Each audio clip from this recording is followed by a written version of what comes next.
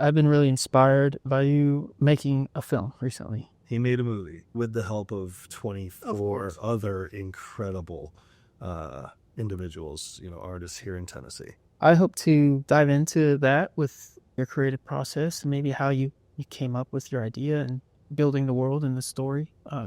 But also, Justin, you have such an interesting background. Personally, I don't know a lot of people who are filmmakers who are also professional wrestlers. It was never anything that I was planning on doing for a living because, I started wrestling in my late 30s and, I wouldn't imagine that I would have even been insurable by the companies, let alone interesting enough that they would want to hire me. But my angle was to work in the creative realm of the business because I love storytelling. And I respect and admire professional wrestlers because to me, professional wrestlers are the greatest improv actors that we have today because they're performing in front of, think about, let's go with a large WrestleMania. Let's go big, right? WrestleMania, 80,000 people, and you need to be on the entire time. And if something goes sideways, you have to be able to recover from that. You have to be able to tap into your improvisational skills. So I found that, professional wrestlers were fantastic subjects to work with. And so when I started wrestling, the goal was let's try to work in that creative space. I think these people, they're so hardworking and they're so deserving of a platform that I wanted to do what I could to give them, a showcase, right? To showcase their talents. What came first, if you rewind really far back, like Filmmaking first? my whole life. So you weren't. I was both. Oh, you're both. Yeah.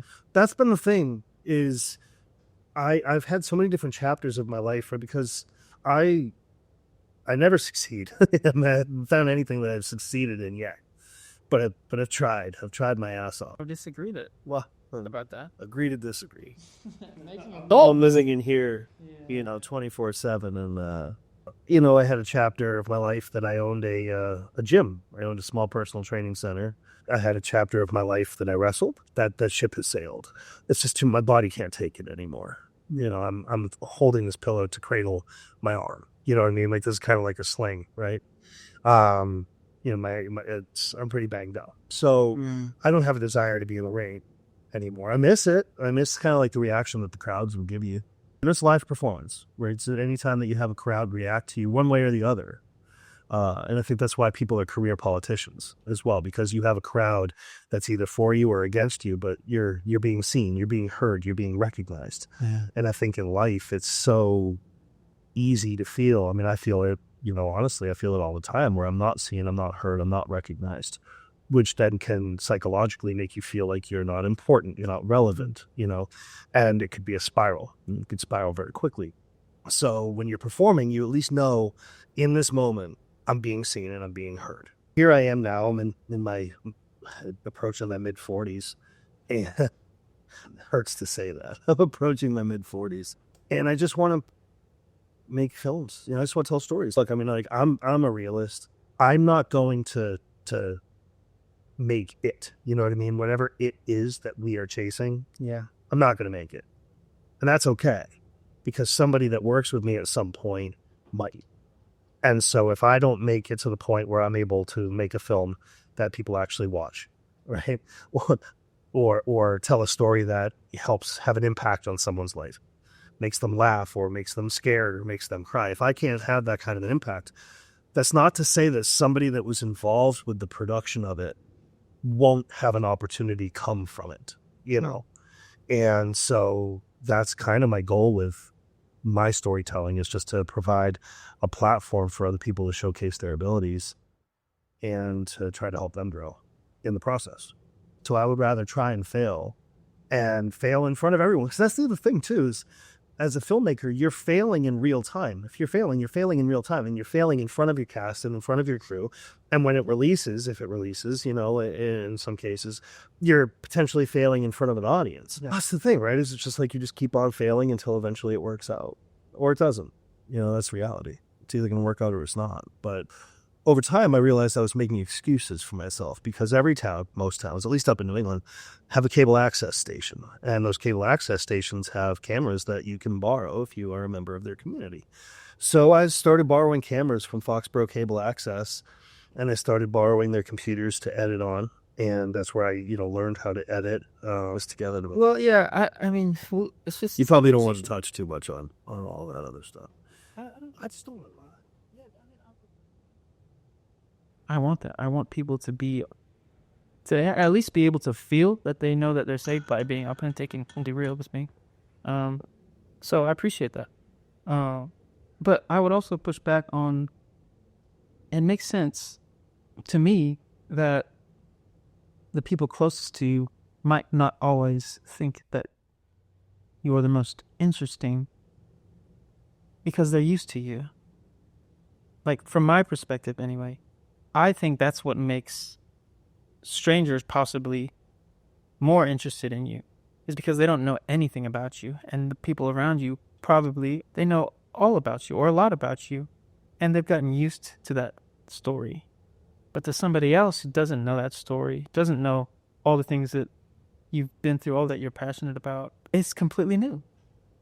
And like, to me, that's why I invited you on, because as an outsider who has only known you for a year, you are very interesting to me. What if there are so many strangers, if we put ourselves out there more, they would back what we're creating? I would admire you, and I would applaud you, and I would share everything that you post, and I would just watch it unfold for you, and I would be excited for you. When we put on that facade that everything is okay, when it's clearly not, that's how I think the toxic nature of friendships and relationships develop. If you're not truthful and honest with each other, or if you're not mature enough to just pull the Band-Aid off and call it, it's only going to build and become more toxic and more frustrating for you. And you're going to start to fester on things. So with those people, those are just people. And some of these people are people that I got plugged into the business. I just don't call them anymore. For a gig, if I have a paid gig, I just don't call them anymore. Yeah. I call the people that were there for me. I call the people that came out on this movie all summer. I busted their asses. They sweat for this thing. They worked all hours for this thing. They pushed themselves hard. Without them, the movie would not have been made. It was very much made on the backs of some of the hardest working, most eager people in the state. And I admire them and I respect them for the love of the craft. Why wouldn't I want to help you rise up? Why wouldn't I want to help support you? Why would I want to help you pay your bills? If you give to me, I'm going to give to you. And I will give and I will give and I will give. Yeah. And when I become, someone made fun of me actually. They sent me a message and they were like, for a big guy, you sure are a cheerleader. I'm like, first of all, it's fucking 2025. If I want to be a cheerleader, I'll just be a fucking cheerleader. You know what I mean? Yes. Like, what a ridiculous thing to say. Yeah. Like, I'm old as shit, but I can still recognize that clearly I'm warmed up now, right? I'm in my 40s, but I can still recognize, like, no, man, like the days of racism, if they're not gone, they should be. Right. Sexist, behavior, right, in the workplace, if it's not gone, it should be. Yeah. Okay? Because I can't say the days of racism are gone. We know that's not true. Right. But, like, they should be. Yeah. All those things should be. Yeah. And so, yeah, man, what a weird thing to say. For a big guy, you sure are a cheerleader. Like, but what they meant was, I'm forever posting, reposting, and promoting people on social media. I want to give people something that I guess I kind of wish I had, right? Which is the support from people watching on. If you're watching someone push themselves, challenge themselves, or struggle, be there for them. Even if you can't be there in person, share their fucking post. If they're a small business owner, they're struggling. Not a single small business owner I know right now is thriving, right? Well, I look at small business owners as people like us. Like, you've got Real Magic, so you actually have a small business. I've got Rusted Lantern, so I've actually got a small business. But, like, what about, like, professional wrestlers? Yeah. Well, they're just wrestlers, right? No, they're small business owners. They are their own business. They are the business. Yeah. And so I want people to know where they can see them. I want to show up. Last Saturday night, man, and by the time this airs, I will have already done it again tonight. The guy that's in my movie, Ray Bruce, hell of an actor, hell of a good person, so easy to work with. I want to strap a rocket to his back and just fucking launch him. You know what I mean? I admire and respect him so much. and I just want the world for them. But like tonight, I'm going to go just like I did last Saturday with a huge sign that says something stupid, and I'm going to scream his name in the crowd.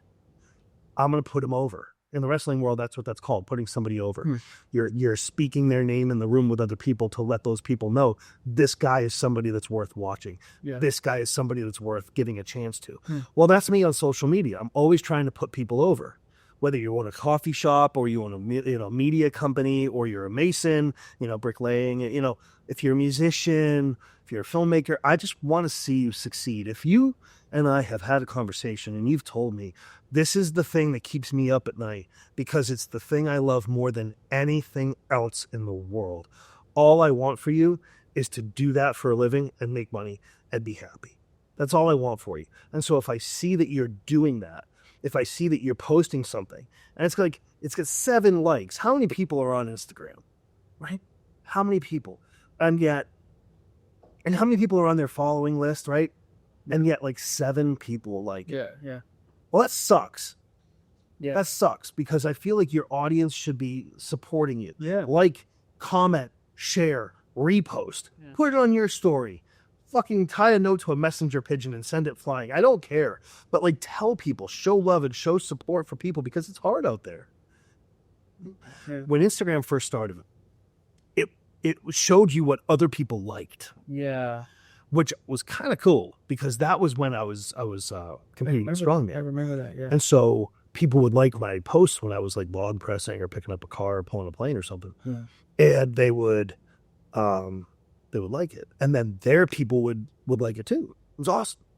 Then it became more of an ad-driven platform and that went away. Well, it's kind of back. It's back as this repost thing. And so, yeah, I do everything I can to try to just showcase other people. Yeah. I love seeing people succeed.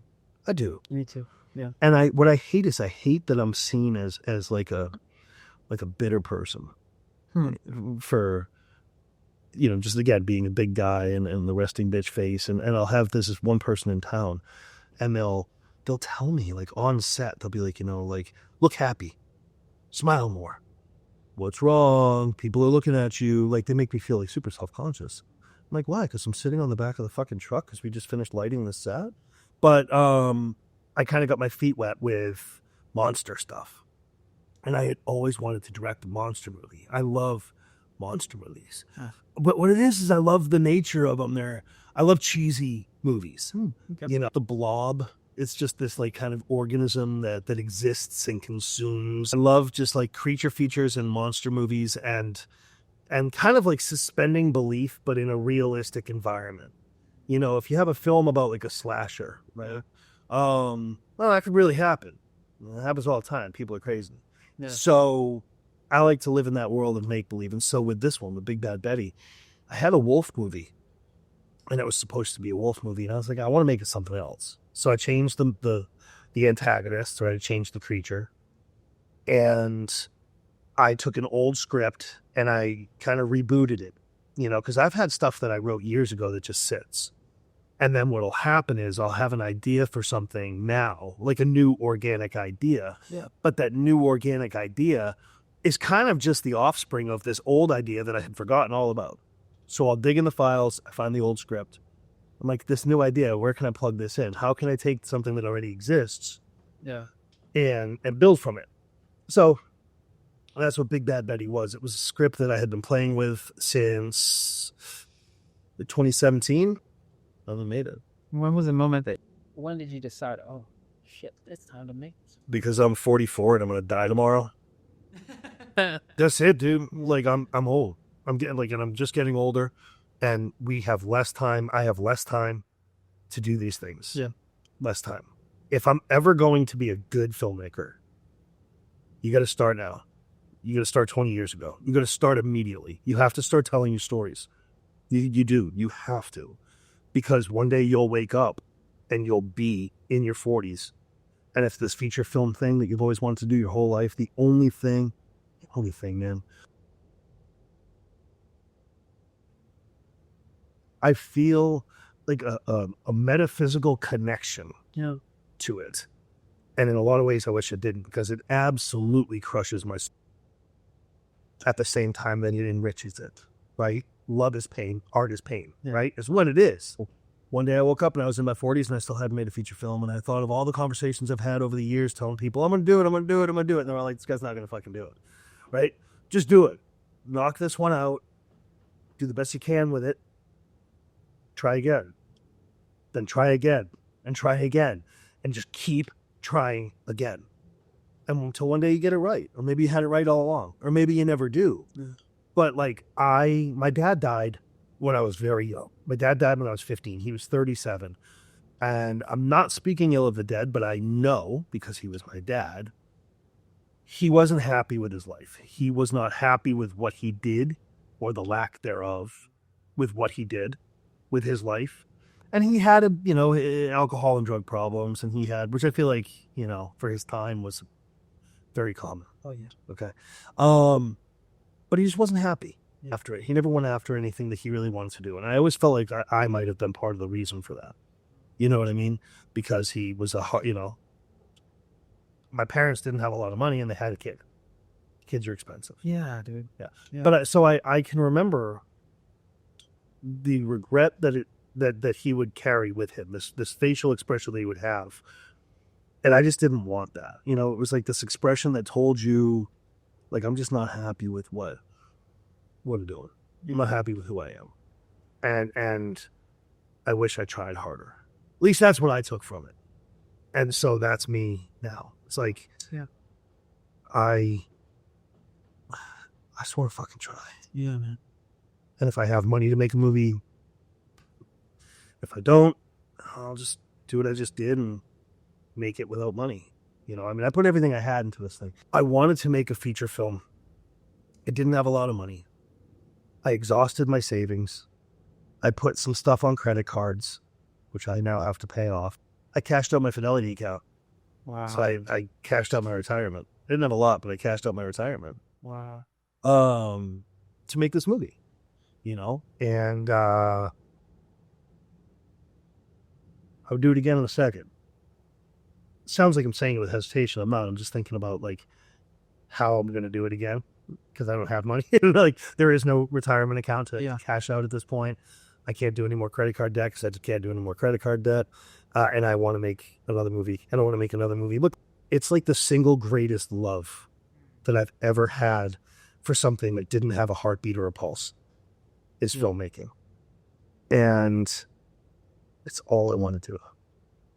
It's all I want to do. And it doesn't even have to be my own stuff, man. I'll help you make yours. I'll be so excited for it. I do. I want to help other people just fucking make stuff. If that's the thing, if that's what you do, and that's who defines you. Because there's a moment that comes in your life when you step on stage for the first time with a guitar, or you sit behind the piano keys for the first time and you look through the lid, and you see people watching you and they're reacting to it. They're hearing you, they're feeling you, they're experiencing you, and you're essentially affecting a change in their behavior, right? And you're like, I'm home now. And so for me, like, I would direct a bunch of music videos. I love the directing. I just loved storytelling and creating these things that didn't necessarily exist before, right? That was always very exciting to me. And the short films, same thing. So I was like, let's do it with a feature film. Same thing. I worked myself to the point that I threw up. Yeah. And so I puked behind the shed, and then I went back out and put the camera back on my saddle and hoped that no one could smell my breath. Wow. And went back at it. I just, that's it. Okay, I guess I got that out of my system. Let's go back to work. To finally find a place where I felt welcome and I felt home and I felt safe, it was directing a feature film. It was, in the moments that I was just in it. And I didn't want it to end. It's 2025. A lot of people at this point have gotten in touch with their feelings, right? So I really feel like it's time that I can fucking do the same thing. Because people see a big guy or a strong guy, like, especially I'm at the gym, I'm fucking sweating, the sleeveless, the whole fucking muscle shirt went, ugh. But like, I'm a sensitive guy. Yeah. I am. Yeah. And if I cut those emotions off, it's just out of a way to kind of protect myself, right, from a social situation or from a person, a specific person. I'll shut down around certain people. And so that day, I had already woken up and thought to myself, fuck, what's next? Like, what am I going to do tomorrow? Because the only thing that has made me feel this way, again, like without a heartbeat, right? The only non-human thing is about to end. And that sucks. I don't remember if I even said that's a wrap on the film. I don't think I did. Just, I'm there at the ranch by myself, middle of the night, a stack of Jets pizza, because nobody ate pizza that night. I bought it and nobody wanted any. And I was like, what the fuck am I going to do with my time now? So I went back and I finished cutting the film, because I had been cutting throughout. I started cutting day one production, day two of my life. So first day after day one production was day one editing. So I started editing almost immediately. And that's why I was able to deliver on a finished product so quickly, because I cut for 3 months. And you did completely yourself. The cut? Yeah. Yeah. Amazing. Yeah, I mean, it took a hit. It took a hit on I looked at my, in the freelance world, as you know, we live off of like invoices. Yeah. And so I have an app that gives me reports. And my invoice app, I made a third this summer of what I made last summer. Wow. I had no money. But that's also the other thing, is like I'm kind of shifting my position on how much money I'm going to have. You know, like when I was chasing features and episodics and I was gripping, dolly gripping or keying, whatever, it was just money. And I would make more, you know, like 100 or 120 or whatever. And like it was never enough. Yeah. And emotionally, I just felt empty and I felt drained. So I was like, I mean, I'm just going to be broke. I'm just going to be a broke artist, and that's just what it's going to be. Because at least then I know I'm chasing the right dream, if there's a right dream to chase. For me, it was just money was never going to do it for me. I feel hollow and empty inside if I'm not creating something. And so I would rather just be poor and chase that dream than have money and wonder why, what if. What if they want to, but they're afraid, or what would you say to maybe even like a younger version of you? Do it. Start now. I would. I'd say like this thing later in life, this thing is going to keep you up at night, and it's going to make you feel unaccomplished, and it's going to make you feel incomplete, and it's going to make you feel hollow when you're not doing it. Start doing it now. Make mistakes now. Become better now, so that for the rest of your life, you can continue to grow and to become better and to kind of like sharpen your skill set, harness your craft, become a better storyteller, be more bold with your storytelling, be out my tattoos, right? Be bold and be unafraid, right? I have these here for a reason. So when I'm holding a camera, they're in my line of sight. I love that. That's it. That's why I have them. I'll hold on to my side handle here, be unafraid. Every time I roll the camera, it's like, just fucking do it, right? And that's what I would tell myself back then. And it depends on when I'm speaking to myself. Like I'm a 15-year-old, I'm sleeping in a coffee house. I'm sleeping in the fucking room that they made donuts at a coffee house, and I'm couch surfing, and I'm trying to find a place, because my dad just died and life was a mess. But even then I loved it, right? So it's like, do it. My whole life, the 29 years before that, since I was fucking born, all I wanted to do is just make stuff. Yeah. And I tried making short films, a bunch of short films in my 20s. I look at them now, unwatchable. Really? They're all unwatchable. They're not just unwatchable by my standards, they're terrible. Right. Like, so dark and just so muddy, hard to see. The technology has changed. You did it. But it was just fun. I was just having fun. I knew that this was going to be the thing that I wanted to do. And so if I was talking to myself at 15, it's like, hey man, like life sucks right now. Life's hard. Life's weird. Go for it. Just do it. Because it's never going to get any better. It's always going to be hard. It's always going to be weird. There are always going to be challenges. We're adults. That's what we have. That's the reality of it. We all have challenges. It's just like, what are you going to fucking do about it? Just do it. Just whatever it is that keeps you up at night, whatever it is that you love unconditionally, that you cannot turn your brain off from. That's the thing you're supposed to be doing. So just do it. Chase it. Well, if your dream is to build skyscrapers, you can't exactly build skyscrapers, right? You can take steps to get them built. You know what I mean? Yeah. So if your dream is to become president of the United States, start small, local politics. You know what I mean? Yeah. Just take the steps to move forward and to learn what it is to do that.